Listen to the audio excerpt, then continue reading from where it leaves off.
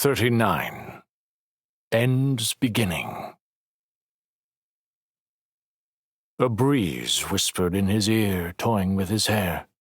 For a heartbeat, Knox believed he'd joined the sky before flashing pain danced along nerve endings and jarred him back to full consciousness.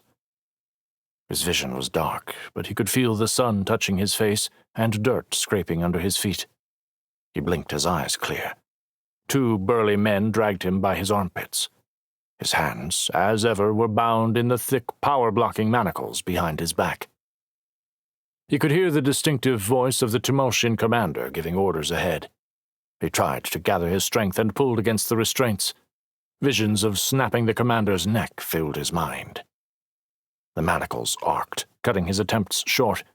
His guards let out a string of curses and dropped him face first into the dirt as he sparked and crackled. Dust filled his mouth, and he coughed, trying to catch his breath. One of the guards kicked him in the side with a hard-toed boot, and Knox retched, coughing up a clot of blood, the dark crimson fluid dripping from his chin and beading atop the fine clay dust.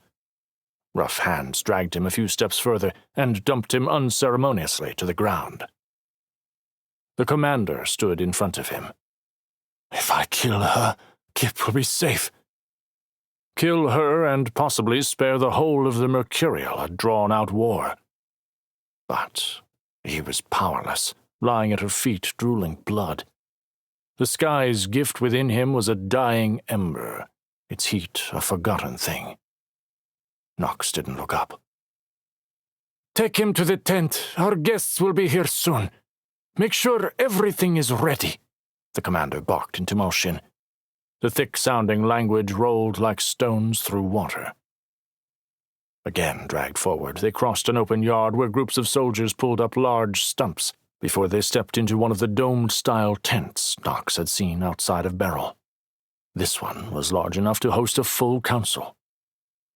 Inside, they moved through partitioned halls created from tall wooden screens until they reached a heavy metal door. Knox's heart stuttered. "Not again."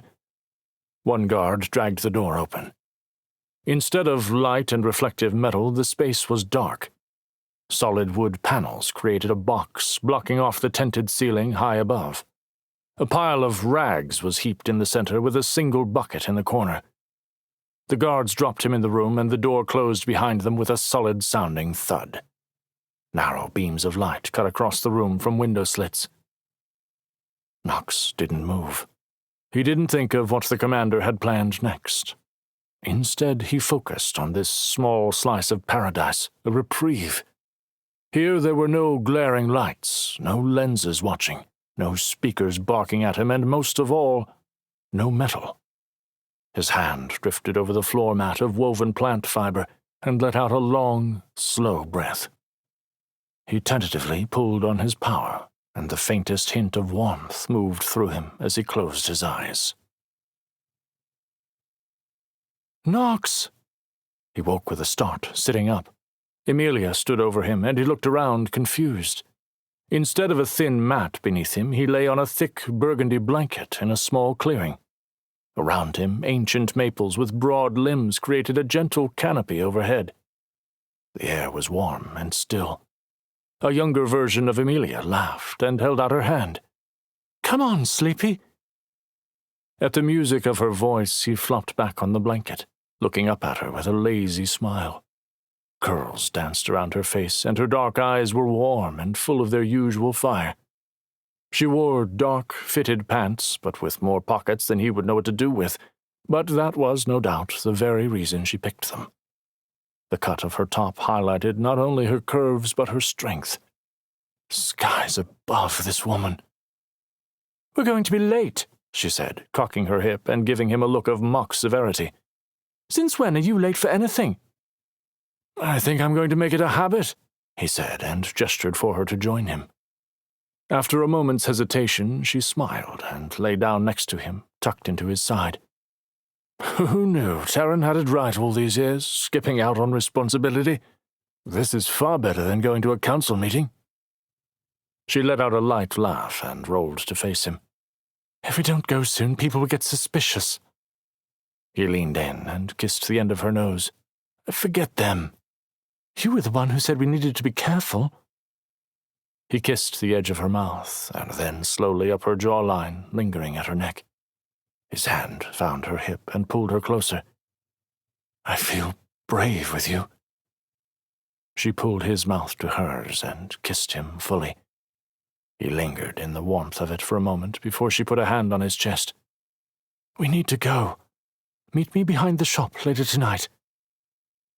He made a melodramatic groan and released her. She stood, and he lay for a moment longer looking into the dappled light breaking through the trees. A cool breeze cut through the air. He turned, and Emilia was gone. He sat up and looked around the clearing. Emilia? He jumped up and investigated the trees and down the path. A spike of alarm filled his chest. Emilia! He yelled. He pulled at his strength to run, and lightning shot up his arms, cutting him down. Knox, wake up! A voice whispered. He released his power, and the manacles went quiet. Knox groaned and tried to open his eyes.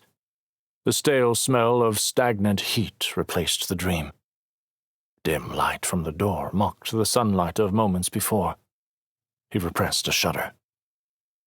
The sound of shuffling drew his attention, and he turned toward the sound.